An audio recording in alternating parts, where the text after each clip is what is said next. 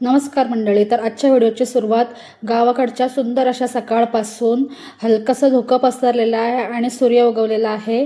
किती छान वाटते पाहायला. आणि हा आमच्या घराच्या आजूबाजूचा परिसर, अंगण वगैरे आणि झाडं, नारळीचं झाड आहे आमच्या इथे. किती छान वाटते पाहायला. आणि एकीकडे आता मी नाश्त्याची सुरुवात करत आहे. नाश्ता बनवायचा आहे.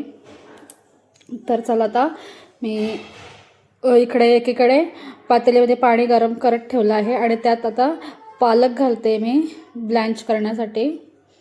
गरम पाणी झालं आहे आणि त्यात पूर्ण पालक घालून झालं आणि मिक्स करून गॅस बंद करून झाकण ठेवलेलं आहे. आणि पालक वाफून घ्यायचं आहे पराठे बनवण्यासाठी. तर इथे मी छान मिक्स केला पालक आणि झाकण ठेवून दिला. आणि आता लगेच दुसरीकडे मी भाजीची तयारी करते. तोपर्यंत पालक आपला चांगला मऊ होईल. तर भाजी मी बटाट्याची बनवणार आहे. त्यासाठी मिक्सरच्या भांड्यामध्ये 2 कांदे आणि 1 टोमॅटो मी बारीक करून घेतला आहे. ओबडधोबड, एकदम पेस्ट नाही केली.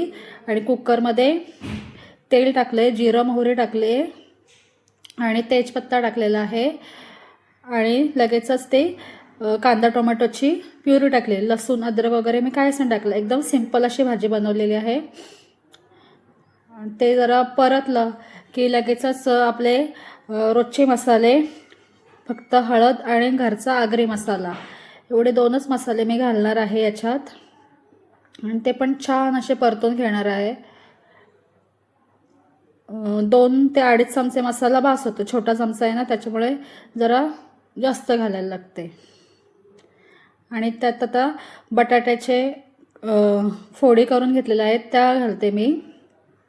थोडा मोठाच कापायचा बटाटा, एकदम बारीक बारीक नाही काप करायचे. आणि परतून घ्यायचे आणि लगेच त्यात पाणी घालायचं आपल्याला किती भाजी बनवायची आहे तेवढी.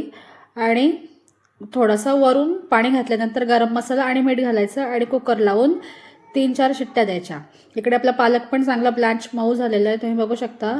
आणि तो लगेच आपल्याला मिक्सरमध्ये बारीक करून घ्यायचा, पेस्ट करून घ्यायचा. आणि आता मी परातीमध्ये जेवढे पराठे बनवायचे आहेत तेवढं पीठ काढून घेतले. त्यात ब्लँच केलेला पालक, हळद, घरचा मसाला हे टाकलेलं आहे आणि मीठ, चवीपुरतं मीठ टाकलं आहे.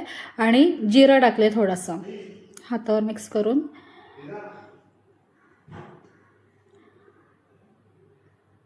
आणि व्यवस्थित असा मिक्स करून जो पालक उकळलेला पाणी होता ना, तो घालूनच असा उंडा मी मळून घेतलेला आहे. पीठ व्यवस्थित सॉफ्ट असा. आणि त्याला झाकून ठेवते आता. तोपर्यंत इकडे बघू आपण भाजी कशी झालेली आहे. तर भाजीमध्ये कसुरी मेथी नाही आहे माझ्याकडे, तर म्हणून मी घालत नाही. कसुरी मेथी घातल्यावर अजून छान टेस्ट लागते. तर मी घालते. कोथिंबीर घातली आणि भाजी आपली रेडी आहे. आणि इकडे मी लगेचच पराठे बनवायला घेतले. जसे आपण चपाती लाटतो ना, तसेच 4 पदरी चपातीसारखेच मी लाटून घेतले पातळ. तसेच आवडतात आम्हाला.